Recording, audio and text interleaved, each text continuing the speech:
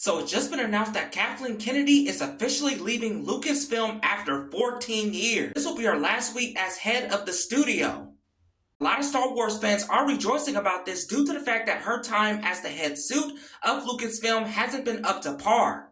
The fact that she had a lot of input on a majority of the Star Wars projects that have been released under her assistance, which haven't done well in both viewership with the shows and have flopped in the box office. This caused a lot of fans to boycott and turn away from the Star Wars brand as well as Lucasfilm.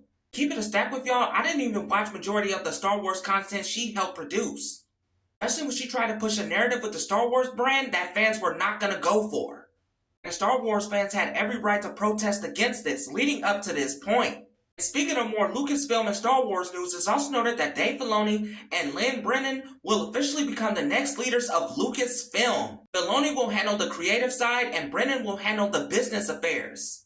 This right here pretty much just proved that Disney and Lucasfilm got the ball rolling with these two as head of Lucasfilm and Star Wars. Expect to see a lot of banger projects with Filoni in charge of this creative side of Star Wars. This is basically a massive apology towards the Star Wars fans.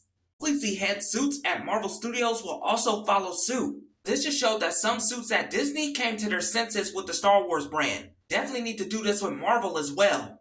Warner Brothers, you see how Disney locked in and got Kathleen Kennedy out and put Dave Filoni and Lynn Brennan in charge of Lucasfilm and Star Wars? I'm gonna need you guys to lock in and do the same thing for the DC Studio CEO because he needs to go. Disney realized Kathleen Kennedy was causing them money, and the same thing is gonna happen to Warner Brothers with Gunn as head of the DC Studios brand.